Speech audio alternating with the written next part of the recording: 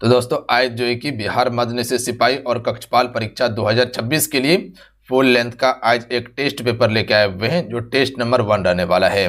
देखिए बिल्कुल आपके एग्जाम पैटर्न पर तैयार किया गया है। जिस प्रकार से सीएसबीसी क्वेश्चन पूछता है सेम टू सेम उसी लेवल का तैयार किया गया है। तो जिस भी बच्चे का 14 तारीख या 17 तारीख को पेपर होने वाला है, एग्जाम देने से पहले इस टेस्ट पेपर को लगा लीजिएगा आप सभी। कुल इसमें 100 प्रश्न रहेगा सभी सब्जेक्ट से। जिस सब्जेक्ट से आपके पेपर में प्रश्न पूछा जाता है। परीक्षा अवधि 120 मिनट यानी कि 2 घंटा आपको मिलने वाला है। आज जो कटअप रहने वाला है मात्र में 60 का कटअप रहने वाला है। इस टेस्ट पेपर में अगर 60 स्कोर कर पा रहे हैं तो समझ लीजिए आपका तैयारी बिल्कुल सही डायरेक्शन में है। तो जिस भी बच्चे का एग्जाम है, एग्जाम देने से पहले मान लीजिए कि इस पेपर में आप एग्जाम ही दे रहे हैं तो कितना स्कोर कर पाइएगा। लास्ट में अपना ईमानदारी पूर्वक स्कोर बताइएगा। जितना स्कोर होगा, कम भी होगा कोई दिक्कत नहीं है, अधिक भी होगा कहीं कोई दिक्कत नहीं है, ईमानदारी पूर्वक स्कोर बता के जाइएगा और पूरा पेपर सॉल्व कीजिएगा आप सभी 1 से लेके 100 क्वेश्चन। ठीक है, तो चलिए शुरू करते हैं। सभी एक बार वीडियो को लाइक करके शेयर आप सभी अपने अपने दोस्तों में जरूर कर दीजिएगा। चलिए क्वेश्चन में फर्स्ट आपके स्क्रीन पे है फुल लेंथ टेस्ट का क्वेश्चन है कि बलवंत राय मेहता समिति का गठन किस वर्ष किया गया था। देखिए इसी प्रकार का प्रश्न पेपर में आता है। ठीक है, देखिए हर क्वेश्चन के लिए हम आपको 5 से 6 सेकंड का समय देंगे। इतने समय में आप अपना आंसर नीचे कमेंट बॉक्स में अन्यथा एक कॉपी में नोट कर सकते हैं। जब पूरा 1 से लेके 100 क्वेश्चन सॉल्व कर लीजिएगा तो ईमानदारी पूर्वक स्कोर बताइएगा कितने स्कोर किए हुए हैं। ठीक है, क्योंकि बिल्कुल आपके एग्जाम पैटर्न पर दिए हुए ये टेस्ट और इस टेस्ट से आपको पता चल जाएगा कि आप सभी एग्जाम हॉल में कितना स्कोर कर पाइएगा। ठीक है, तो जैसे क्वेश्चन नंबर 1 अगर आपको ऑप्शन में डी लगता है, ठीक है, तो इस प्रकार से पूरा 100 क्वेश्चन आप सभी लिख लीजिएगा और उसका आंसर लगा लीजिएगा और लास्ट में आंसर मिला के स्कोर बता दीजिएगा आप सभी। ठीक है, तो इसका राइट आंसर क्या हो जाएगा? Option number D. जो भी बच्चे टिक करें बिल्कुल करेक्ट आंसर है। देखिए बलवंत राय मेहता समिति ने त्रिस्तरीय पंचायत की बात किया था। पंचायती राज को संवैधानिक दर्जा कब मिला था? तो 1992 में। याद रखिएगा 73वां संविधान संशोधन 1992 में होता है, बट लागू 1993 में होता है 24 अप्रैल को। ठीक है, ज्यादा फैक्ट नहीं बताएंगे क्योंकि ज्यादा अगर फैक्ट बता देंगे तो दिमाग कन्फ्यूजन कर जाएगा। ठीक है, क्योंकि टेस्ट पेपर है तो टेस्ट दीजिए ईमानदारी पूर्वक। संविधान निर्माताओं ने कौन सा लक्षण अमेरिका के संविधान से ग्रहण किया है? तो देखिए अमेरिका के संविधान से बात किया जाए तो मौलिक अधिकार तो लिया गया है, ये सभी को पता है। पहला तो ऐसे ही आंसर हो गया।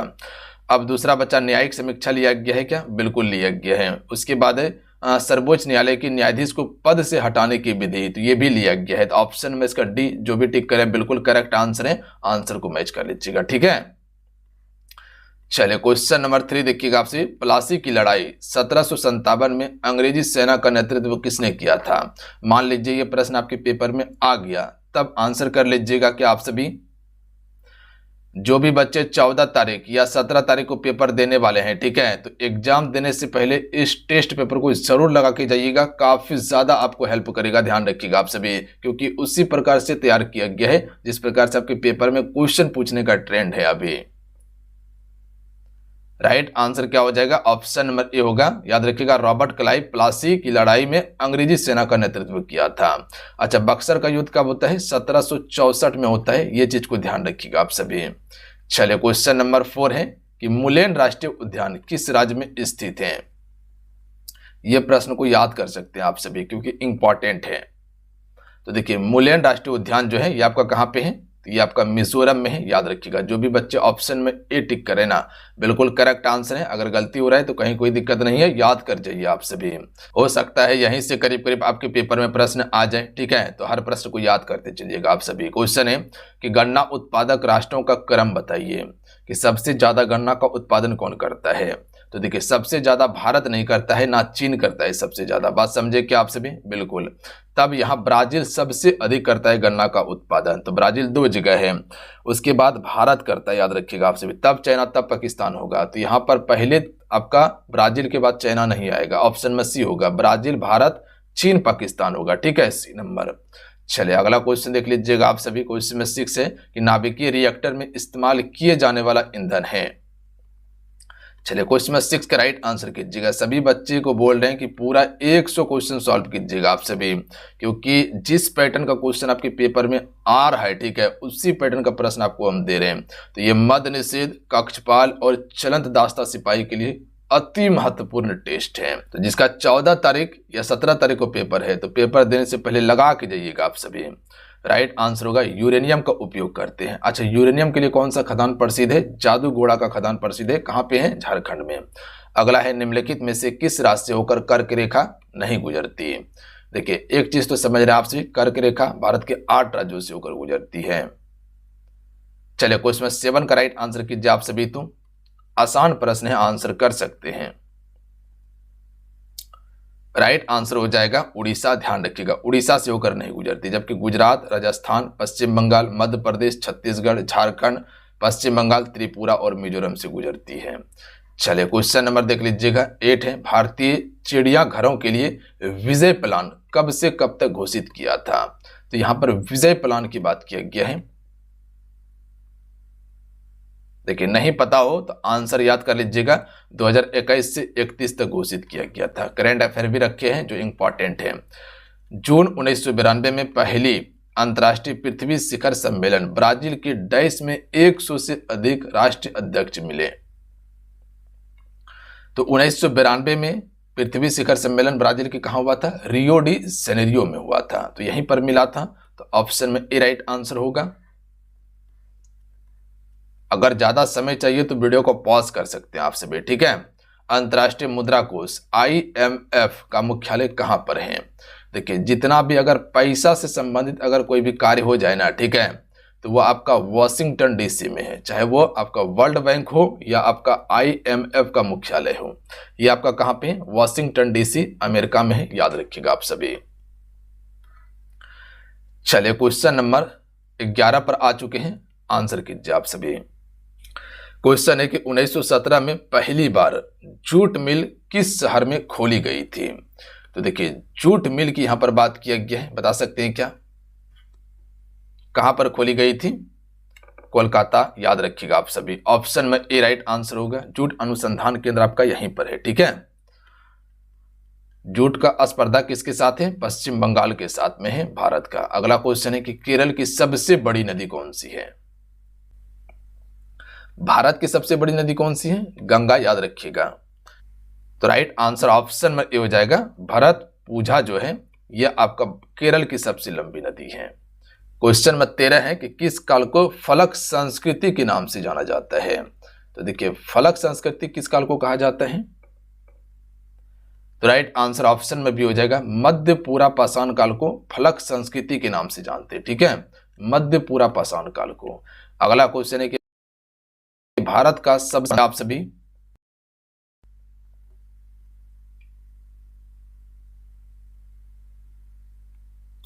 राइट आंसर ऑप्शन में हो जाएगा अंडमान निकोबार राष्ट्रीय उद्यान, ये सबसे छोटा है।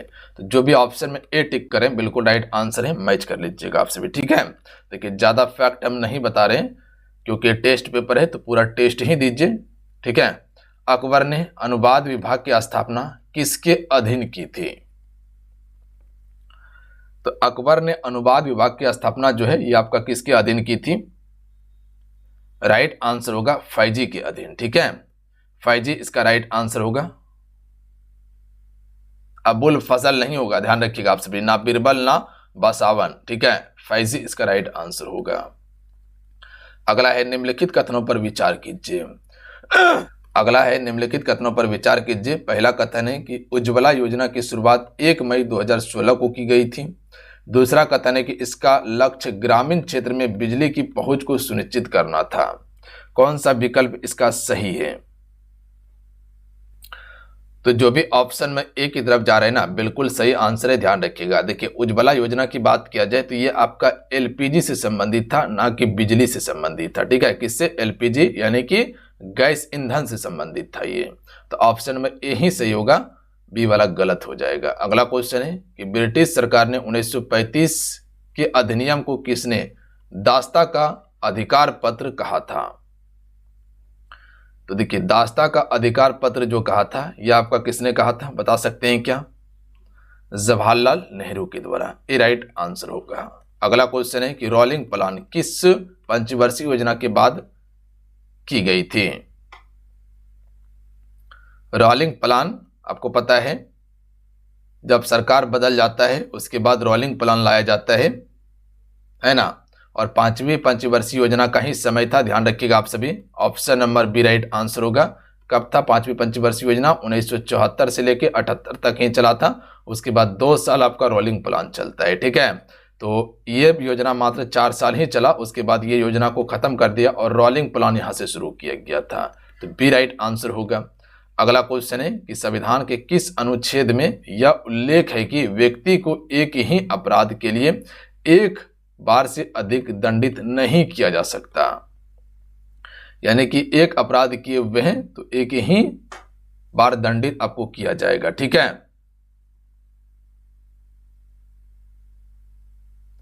एक ही अपराध के लिए एक से अधिक बार दंडित नहीं किया जा सकता है, यह आपका किस अनुच्छेद में है?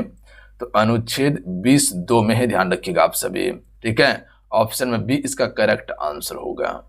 चलिए अगला क्वेश्चन है कि राष्ट्रीय दल बनने के लिए कम से कम 4 राज्यों में पिछले चुनाव का वैध मतों का न्यूनतम कितना प्रतिशत मत प्राप्त करना आवश्यक है? अगर राष्ट्रीय दल बनना है तो, ठीक है। तो कितना कम से कम प्राप्त करना होगा? तो याद रखिएगा 6% कम से कम होना चाहिए आपका, ठीक है। कितना? 6% होना चाहिए। तो जो भी ऑप्शन में ए की तरफ जा रहे थे बिल्कुल आंसर सही है। चलिए अगला है कि नेटल पौधे के पत्तों को छूने पर डंक जैसा दर्द होता है, यह दर्द किस अम्ल के स्राव से होता है? आसान प्रश्न है, आंसर कर सकते हैं आप सभी। तो नेटल पौधे के पत्ते को छूने से डंक जैसा दर्द होता है, इसमें मेथनोइक अम्ल पाया जाता है, ध्यान रखिएगा आप सभी। ऑप्शन नंबर क्या हो जाएगा? बी। चलिए क्वेश्चन नंबर आप सभी 22 पर गौर कीजिएगा। संघ क्षारण के संदर्भ में निम्नलिखित कथनों पर विचार कीजिए। पहला कथन है कि कुछ दिन वायु में खुला छोड़ देने पर सिल्वर पर पड़ने वाली काली परत सिल्वर सल्फाइड के बनने के कारण होती है, पहला था। दूसरा कथन है कि वायु में खुला रखने पर कॉपर पर चढ़ने वाली हरी परत कॉपर कार्बोनेट के बनने के कारण होती है। बताइए इनमें से कौन सा कथन सही है? और ऐसा ही प्रश्न आता है अभी के समय में पेपर में, बात समझे। अगर इसमें हम बोले ना कि अगर आप 60 क्वेश्चन अगर आप लगा ले रहे हैं ना, तो समझ लीजिए आपका लेवल बिल्कुल सही है, ठीक है। रिजल्ट आपका कोई रोक नहीं सकता है। तो देखिए इसका option number C correct answer होगा। ए और 2 दोनों सही है। पहला क्या था कि कुछ दिन वायु में खुला छोड़ देने पर सिल्वर पर चढ़ने वाली काली परत जो है ये सिल्वर सल्फाइड के बनने के कारण होती है, बिल्कुल सही कथन है। दूसरा है कि वायु में खुला रखने पर कॉपर पर चढ़ने वाली हरी परत कॉपर कार्बोनेट की बनने के कारण होती है, ये भी सही कथन है, ठीक है। तो option number C correct answer है। अगला क्वेश्चन है कि किसी पदार्थ का उपक्षयन होता है यदि उसमें ऑक्सीडेशन की बात किया गया है। तो किसी पदार्थ का उपचयन जो है होता है यदि उसमें ऑक्सीजन की वृद्धि हो जाए, ठीक है। किसकी? ऑक्सीजन की वृद्धि हो जाए तब भी कह सकते हैं किसी पदार्थ में उपचयन होता है। चलिए अगला है कि शोषण निम्नलिखित में से कैसी अभिक्रिया है? तो देखिए शोषण एक ऊष्माक्षेपी अभिक्रिया है, याद रखिएगा आप सभी, ठीक है। तो जो भी ऑप्शन में सी की तरफ जा रहे हैं बिल्कुल सही आंसर है। थोड़ा सा फास्ट में कीजिएगा, ठीक है, सोचिए ज्यादा मत। अगला क्वेश्चन है 25 नंबर, 2 परमाणुओं की समस्थानिक कहा जाता है यदि। तो देखिए 2 परमाणु के समस्थानिक को कब कहते हैं? यदि उनके परमाणु समान हो परंतु द्रव्यमान अगर भिन्न हो, ठीक है। तो 2 परमाणु को समस्थानिक तब कहेंगे, आइसोटोप तब कहेंगे जब उनकी परमाणु संख्या समान हो, ठीक है, परंतु द्रव्यमान की संख्या भिन्न हो, ठीक है। परमाणु संख्या समान हो पर द्रव्यमान की संख्या भिन्न हो तब जाके उसे हम समस्थानिक कहते हैं। चलिए अगला क्वेश्चन है निम्नलिखित में से कौन सा हाइड्रोजन के समस्थानिक है? देखिए हाइड्रोजन के समस्थानिक तो आपको पता है कि 3 समस्थानिक हैं। पहला है आपका प्रोटियम, ये बिल्कुल सही है। ड्यूटेरियम ये भी सही है। ट्राइटियम ये भी सही है। क्या रेडियम है? क्या नहीं है। तो ऑप्शन नंबर क्या हो जाएगा इसका? तो इसका हो जाएगा 1, 3, 4 इसका राइट आंसर होगा, क्योंकि दूसरा यहां पर नहीं होगा, ठीक है। क्वेश्चन नंबर 27 देखिए निम्नलिखित में से कौन परमाणु सिद्धांत के प्रस्तुतकर्ता के रूप में जाना जाता है? तो परमाणु का सिद्धांत जो दिया था ये आपका जॉन डाल्टन ने। किसने दिया था? जॉन डाल्टन ने। आसान प्रश्न था, आंसर कर सकते थे आप सभी, कहीं गलती नहीं हुआ ना? बिल्कुल। घरों में विद्युत परिपथ को किस क्रम में लगाया जाता है? कई बार आप सभी को बता चुके हैं ये प्रश्न के बारे में।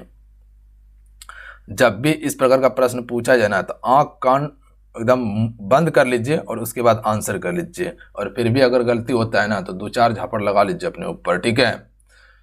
क्योंकि ऐसा प्रश्न गलती आपसे नहीं होना चाहिए। अगर ऐसा प्रश्न गलती हो रहा है तो समझ लीजिए रिजल्ट में पीछे चल जाइएगा फिर, ठीक है। देखिए जो कठिन प्रश्न होता है ना, अगर वो छूट भी जाए ना तो वो सिर्फ आप ही नहीं छोड़िएगा, हर एक बच्चा छोड़ देगा, ठीक है। बट अगर जो इजी प्रश्न होता है अगर वहाँ गलती कर दीजिएगा तो समझ लीजिए रिजल्ट से बाहर चल जाइएगा फिर, क्योंकि आता हुआ प्रश्न अगर गलती हो रहा है तो समझ लीजिए रिजल्ट तो जाएगा ही जाएगा आपका। अगर आता हुआ प्रश्न अगर उसको बना रहे हैं और कठिन प्रश्न नहीं बन पा रहा है तो कठिन प्रश्न सबसे नहीं बनेगा, और जो प्रश्न आपको आ रहा है और आपसे नहीं बना और दूसरे से बन गया तो समझ लीजिए रिजल्ट वो लेके चल जाएगा। तो पाश्च क्रम या समांतर क्रम, ठीक है, तो बी राइट आंसर होगा। समांतर क्रम में जोड़ते हैं, बल्बों में रासायनिक दृष्टि से कौन सी अक्रिय गैस भरी जाती है आसान प्रश्न, बट क्वेश्चन को क्या किया गया है, कथन पे जो शिफ्ट किया गया है ना, इसी कारण से थोड़ा सा यहाँ पर क्वेश्चन में ट्विस्ट हो गया। तो देखिए बल्बों में रासायनिक दृष्टि से अक्रिय गैस जो भरी जाती है, एक तो पहले नाइट्रोजन होगा, एक ऑर्गन होगा, ठीक है, ये दोनों ही भरी जाती है, हीलियम और हाइड्रोजन नहीं भरी जाती है। तो इसका एक और आपका क्या हो जाएगा 3, इसका राइट आंसर होगा, ठीक है। तो ऑप्शन में ए वाला करेक्ट आंसर है।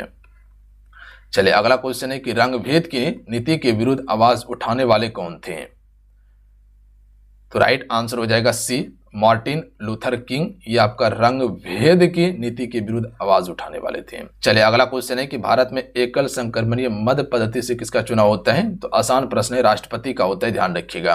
अच्छा प्रधानमंत्री का चुनाव होता है क्या, नहीं, प्रधानमंत्री का चुनाव नहीं होता है, याद रखिएगा। ना आपका चुनाव आयोग का होता है, ना यूपीएससी के अध्यक्ष का होता है, ये सभी नियुक्त किए जाते हैं राष्ट्रपति के द्वारा। प्रधानमंत्री लोकसभा के बहुमत दल के नेता होते हैं जिसे नियुक्त किए जाते हैं।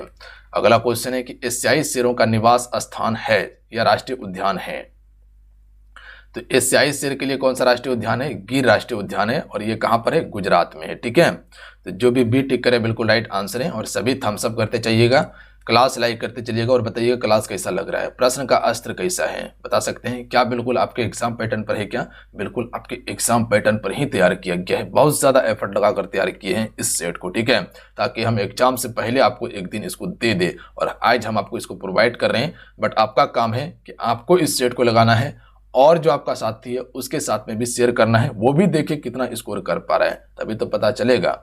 एक तार में बहती विद्युत धारा एक विभवांतर प्रत्येक को अगर 2 गुना बढ़ा दिया जाए तो विद्युत शक्ति क्या होगी, तो एक तार में बहती विद्युत धारा एवं विभवांतर प्रत्येक को अगर 2 गुना बढ़ाया जाए तब जो है कि विद्युत शक्ति क्या हो जाएगी, तो याद रखिएगा 4 गुना बढ़ जाएगी, ध्यान रखिएगा आप सभी। यहाँ पर 2 गुना बढ़ाया है तो ये आपका 4 गुना बढ़ जाएगी, याद रखेंगे आप सभी। चलिए अगला है कि प्रकाश यदि किसी प्रिज्म से होकर गुजरता है तो कौन सा रंग सबसे अधिक विक्षेपित यानी कि मुड़ता है, तो देखिए अगर प्रिज्म से होकर गुजरेगा तो सबसे ज्यादा जो आपका विक्षेपित जो होगा वो आपका बैगनी रंग होगा, ध्यान रखिएगा। बैगनी रंग का विक्षेपण अधिक है जबकि लाल रंग का तरंगदैर्घ्य अधिक होता है, ठीक है, इसलिए लाल रंग का उपयोग हमसे खतरों में करते हैं, दूर से भी दिखाई देता है लाल रंग। हमारे शरीर का तापमान एवं खाने पीने की क्रियाओं का नियंत्रण मस्तिष्क के किस भाग से होता है। चलिए क्वेश्चन नंबर आप सभी ध्यान दीजिएगा, आपका 35 नंबर है ना, 35 नंबर पर है हम सभी। हाइपोथैलेमस इसका बिल्कुल राइट आंसर होगा। कर्ण का कौन सा भाग ध्वनि की पिच का निर्धारण करता है, कोकिलिया, याद रखिएगा कोकिलिया ही यह आपका पिच का निर्धारण करता है। चलिए क्वेश्चन नंबर 37 देखिए, यह भी क्वेश्चन बढ़िया क्वेश्चन है, आंसर कीजिएगा। मानव शरीर में पाए जाने वाला तत्वों का कौन सा अवरोही क्रम है, तो देखिए मानव शरीर में जो पाया जाता है उसको आपको बताना है अवरोही क्रम में। क्या सबसे ज्यादा कार्बन पाया जाता है क्या, नहीं, गलत बात, कार्बन तो खत्म हो जाएगा, अब बचा ऑक्सीजन 2 है तो ऑक्सीजन ही पाया जाएगा पहले, ठीक है। तो ऑक्सीजन के बाद सबसे अधिक क्या पाया जाता है, ये चीज को समझना होगा। ऑक्सीजन के बाद कार्बन पाया जाएगा, उसके बाद फिर नाइट्रोजन, तब कैल्शियम होगा, तो कैल्शियम पहले नहीं होगा, कैल्शियम लास्ट में होगा, ठीक है। तो ऑप्शन में बी वाला करेक्ट आंसर है। इस प्रकार से क्वेश्चन को छांटने के लिए सीख जाइए आप सभी।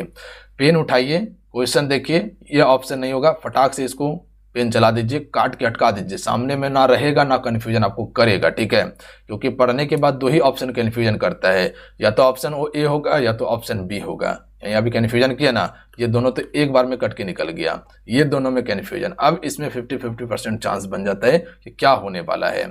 थोड़ा सा और अगर स्टडी किए रहेंगे तो आराम से आंसर निकाल लीजिएगा। ऑक्सीजन, कार्बन, नाइट्रोजन और कैल्शियम होगा, ठीक है। अगला क्वेश्चन है कि संपूर्ण जैव मंडल में सर्वाधिक मात्रा में कौन सी प्रोटीन पाया जाता है? रूबिस्को इसका बिल्कुल राइट आंसर होगा, ध्यान रखिएगा आप सभी, रूबिस्को। अगला है कि झिल्ली रहित अंग राइबोसोम मिलते हैं।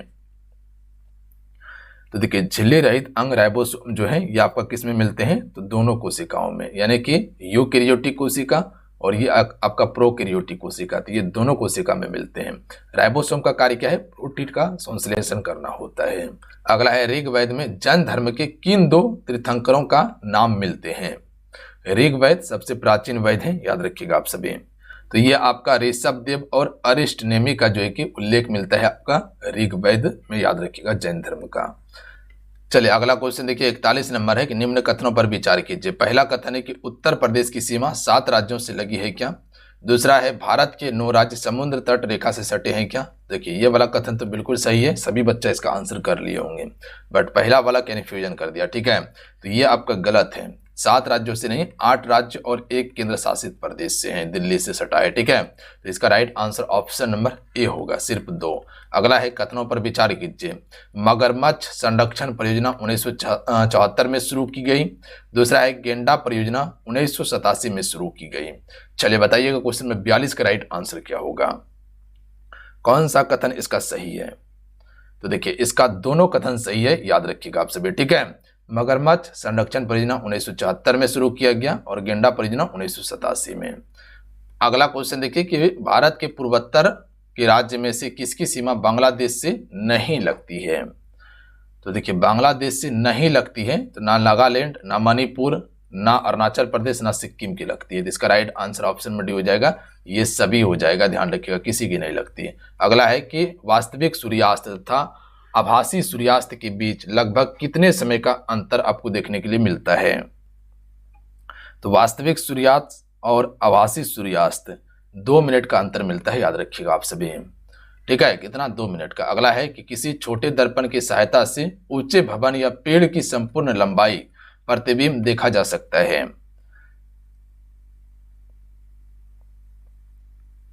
तो किसी छोटी दर्पण की सहायता से, तो याद रखिएगा किसी भी बड़ी चीज को अगर छोटी करके देखना है तो वो आपका उत्तल लेंस ये काम कर देता है भली भांति, ठीक है। इसीलिए देखिएगा आपका गाड़ी का जो साइड मिरर होता है ना ड्राइवर के पास, वहां पर आपका उत्तल लेंस ही लगा रहता है, सॉरी उत्तल दर्पण, लेंस नहीं, उत्तल दर्पण लगा रहता है, क्योंकि बड़ा बड़ा चीज ये छोटा करके इतना सा में दिखा देता है, ठीक है। तो उत्तल लेंस हो जाएगा, सॉरी उत्तल दर्पण हो जाएगा, बार बार लेंस बोल रहे हैं। अगला क्वेश्चन है कि लेंस की क्षमता मापी जाती है, इसका राइट आंसर होगा डायोप्टर से, याद रखिएगा। अगला क्वेश्चन देख लीजिएगा, क्वेश्चन नंबर 47 है कि विद्युत धारा के चुंबकीय प्रभाव को सर्वप्रथम किसने अवलोकित किया था? थोड़ा सा फास्ट में कीजिएगा आप सभी, ठीक है, समय का बर्बादी नहीं करना है। तो राइट आंसर भी हो जाएगा, ऑस्ट्रेट के द्वारा किया गया था। चलिए अगला क्वेश्चन है कि भारत में ऊर्जा की आवश्यकता की पूर्ति के लिए विभिन्न स्रोतों का उपयोग किया जाता है। उपभोग के आधार पर इन स्रोतों के घटते क्रम का सही उत्तर चुनिए। देखिए भारत में सबसे अधिक ऊर्जा का उपयोग कोयला से होता है, तो कोयला तो सभी जगह दिया गया है। उसके बाद आपका पेट्रोलियम नहीं होता है, ध्यान रखिएगा, ना नाभिकीय, नाभिकीय तो सबसे कम है। जल हो जाएगा, ध्यान रखिएगा, जो टरबाइन लगा के विद्युत उत्पन्न करते हैं हम सभी, याद रखिएगा, कहीं बांध बना दिए वहां पर से। उसके बाद पेट्रोलियम और प्राकृतिक गैस, तब नाभिकीय होगा, ठीक है। तो ऑप्शन में ए वाला करेक्ट आंसर होगा इसका। अगला क्वेश्चन देख लीजिएगा कि हाइड्रोजन बम निम्नलिखित में से किस सिद्धांत पर आधारित है? राइट आंसर क्या हो जाएगा? हाइड्रोजन बम यह आपका अनियंत्रित संलयन अभिक्रिया, याद रखिएगा आप सभी, यानी कि नाभिकीय संलयन पर आधारित है आपका हाइड्रोजन बम, जबकि परमाणु बम नाभिकीय विखंडन पर होता है। अगला क्वेश्चन है कि किस व्यक्ति को परमाणु की संरचना पर अपने योगदान के लिए नोबेल पुरस्कार मिला था? तो ये परमाणु की संरचना के लिए नोबेल पुरस्कार दिया गया था। तो ये किसे मिला था? नील्स बोर को दिया गया था, ध्यान रखिएगा आप सभी, किसको दिया गया था? नील्स बोर को। ऑप्शन में ए करेक्ट आंसर है। चलिए अगला क्वेश्चन देखिए, 50 नंबर हो गया। 51, जर्मनी में प्रयोग की जाने वाली मुद्रा कौन सी है? तो देखिए अभी तो आपका यूरो, करीब करीब यूरोप देश में यूरो ही मुद्रा प्रयोग हो रहा है अभी। अगला क्वेश्चन है कि निर्वाचन आयोग, सर्वोच्च न्यायालय, संघ लोक सेवा आयोग, नियंत्रक एवं महालेखा परीक्षक के कार्यालय जैसी संस्थाओं में कौन सा एक लक्षण समान है? तो यहाँ निर्वाचन आयोग की बात हुआ है, सर्वोच्च न्यायालय, संघ लोक सेवा आयोग, नियंत्रक एवं महालेखा परीक्षक की यहाँ पर बात किया गया है। तो इसमें क्या समान है? तो ये सभी एक संवैधानिक संस्था है, याद रखिएगा आप सभी। तो ऑप्शन नंबर डी वाला राइट आंसर होगा और सभी का उल्लेख अनुच्छेद में किया गया है। अगला क्वेश्चन है कि भारत तथा चीन के बीच कौन सी सीमा रेखा है? क्या समय लगेगा? क्या नहीं, मैकमोहन रेखा। अगला है निर्वाचन आयोग का चेयरमैन कौन होता है? तो ये भी आसान प्रश्न है, मुख्य निर्वाचन आयुक्त तो होता है। अगला क्वेश्चन देख लीजिएगा, कौन सा अधिकार सर्वोच्च न्यायालय को प्राप्त है? तो राइट आंसर होगा बी, न्यायिक पुनरीक्षण करना, यह आपका सर्वोच्च न्यायालय का अधिकार है। अगला क्वेश्चन है, यदि माइटोकॉन्ड्रिया काम करना बंद कर दे तो कोशिका में कौन सा कार्य नहीं हो पाएगा? क्या भोजन का अवकरण नहीं हो पाएगा, या भोजन का ऑक्सीकरण नहीं हो पाएगा, या भोजन का पाचन, या भोजन का अपशोषण? तो याद रखिएगा भोजन का ऑक्सीकरण नहीं हो पाएगा, बी राइट आंसर होगा। माइटोकॉन्ड्रिया को पावर हाउस कहा जाता है। अगला है, विश्व का दूसरा सबसे बड़ा महाद्वीप कौन सा है? तो पहला तो एशिया है, तो दूसरा कौन सा हो जाएगा? अफ्रीका महाद्वीप, जिसे काला महाद्वीप भी कहा जाता है। अगला क्वेश्चन देख लीजिएगा कि निम्न मिश्र धातुओं में से किसमें तांबे की मात्रा अधिक है? तो देखिए तांबे का मात्रा अधिक होता है कांसा में, याद रखिएगा आप सभी। ऑप्शन में ए राइट आंसर होगा। अगला क्वेश्चन है कि संपूर्ण भारत के कितने प्रतिशत भूभाग में मैदान का विस्तार है? देखिए मैदान का विस्तार लगभग 43% भूभाग पे है, आसान प्रश्न है। चलिए आपसे बताइएगा पर्वत कितने प्रतिशत पर है? बता सकते हैं नीचे क्या, पर्वत कितने प्रतिशत भाग पर है? अगला क्वेश्चन देख लीजिएगा कि निम्नलिखित कथनों पर विचार कीजिए आप सभी।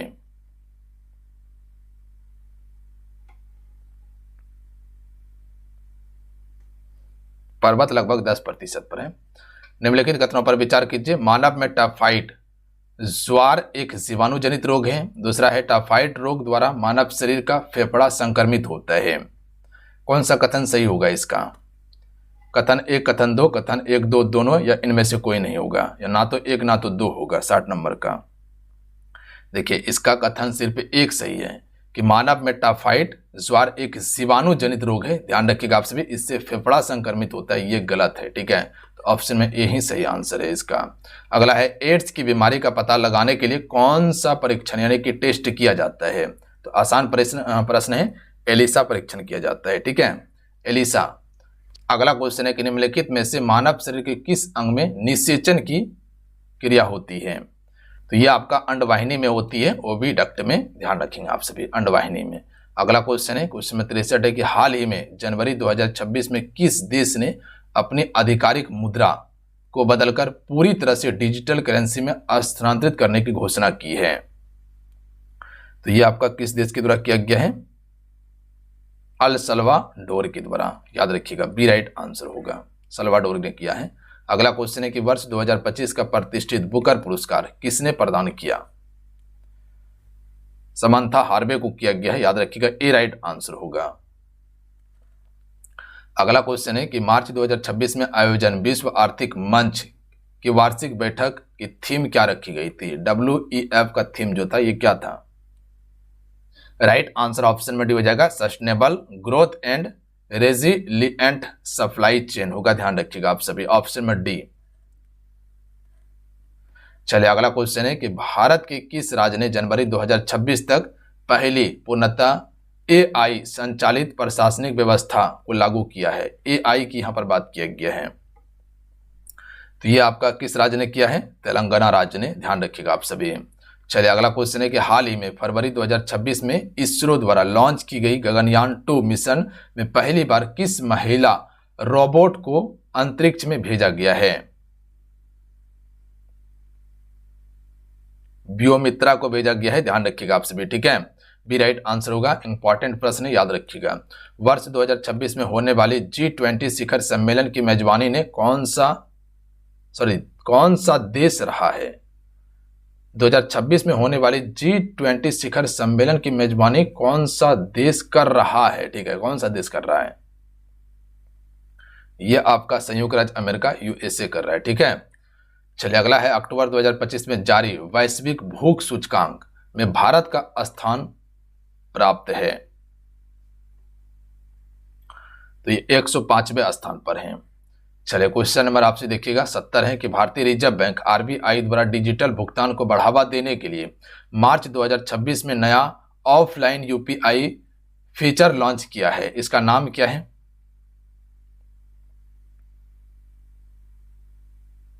राइट आंसर होगा यूपीआई लाइट प्लस लॉन्च किया था, जो ऑफलाइन काम करेगा।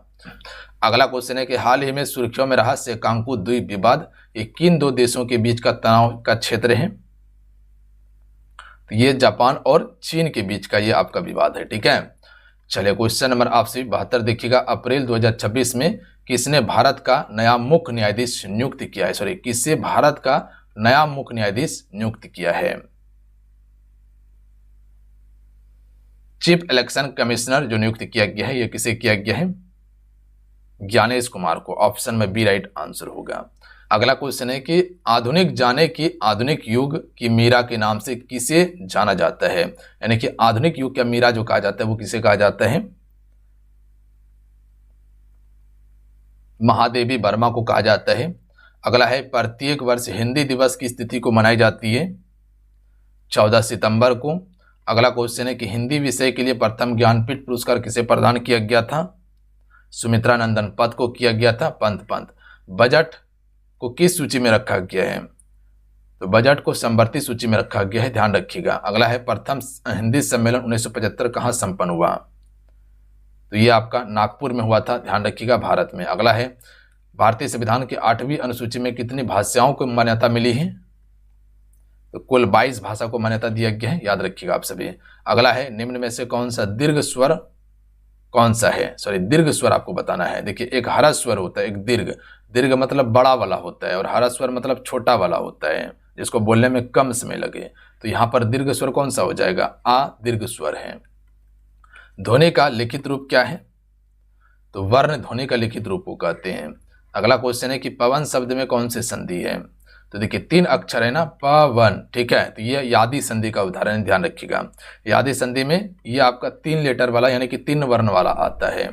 अगला क्वेश्चन है कि नाभिक शब्द का संधि विच्छेद होगा, तो नौ धन इक होगा, याद रखिएगा। ऑप्शन में डी वाला नौ धन इक होगा।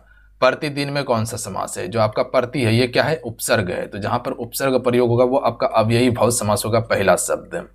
अगला क्वेश्चन है जितने कारक विभक्ति का प्रयोग होगा वो आपका तत्पुरुष में होगा। अगला क्वेश्चन है कि पथ भ्रष्ट में कौन सा समास है? तो पथ से भ्रष्ट, ध्यान रखिएगा, पथ से भ्रष्ट, ये से कारक विभक्ति किसका है? तो पता है ना, तत्पुरुष समास का है, ध्यान रखिएगा। जितने भी कारक विभक्ति है, कर्ता ने कर्म को करण से, ठीक है, तो ये सभी आपका तत्पुरुष समास का उदाहरण होगा। अगला क्वेश्चन देख लीजिएगा, मैथमेटिक्स का है। अब आप इसको बनाते चलिएगा, क्योंकि ये सभी ना इंग्लिश ना मैथ, पूरा आंसर हम इसका बताते हैं। वीडियो को पॉज कीजिए, पूरा बनाइएगा आप सभी, और लास्ट में स्कोर बताइएगा। डी इसका राइट आंसर है, ठीक है। बोलिएगा तो सॉल्यूशन हम आपको दे देंगे। पूरा आंसर आपसे देख लीजिएगा, पूरा ये आपका वीडियो को पॉज करके आपसे वीडियो बनाइएगा, ठीक है। उसके बाद इंग्लिश का भी दे रहे हैं, फिल इन द ब्लैंक से क्वेश्चन आपके पेपर में पूछा जाता है, तो वो आपको दिया गया है।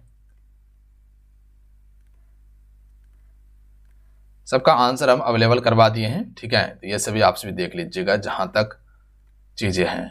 जो मेरा सब्जेक्ट था वो प्रॉपर हम आपको कंप्लीट करवा दिए हैं। इस प्रकार से आपको पूरा 100 क्वेश्चन का सेट दिए हैं, ठीक है। देखिए पूरा 100 क्वेश्चन लास्ट है, और लास्ट तक पूरा बना के उसके बाद स्कोर हमको ज़रूर बता के जाइएगा। आप सभी इतना काम ज़रूर कर लीजिएगा, आप सभी ईमानदारी पूर्वक स्कोर बताइएगा कितने स्कोर किए हैं। देखिए क्वेश्चन का लेवल उसी प्रकार से रखें जिस प्रकार से क्वेश्चन आपके पेपर में पूछा जा सकता है, ध्यान रखिएगा। हो सकता है यहीं से प्रश्न आपके पेपर में आ जाए, ठीक है। तो सेट को पूरा तो कंप्लीट कर ही लिए हैं, लास्ट में स्कोर बता के जरूर जाइएगा, ताकि दूसरे बच्चे भी मोटिवेट हो सके कि आप कितना स्कोर कर पा रहे हैं, वो कितना स्कोर कर पा रहा है। ये तो आपका यहाँ टेस्ट था, ओरिजिनल तो पेपर आपका 14 जून और उसके बाद 17 जून को होने वाला है, ठीक है। तो जाते जाते सभी एक बार सेशन को लाइक करके शेयर कर दीजिएगा, और आज के ये टेस्ट पेपर कैसा लगा नीचे कमेंट करके जरूर बताइएगा। मिलते हैं। जय हिंद, वंदे मातरम।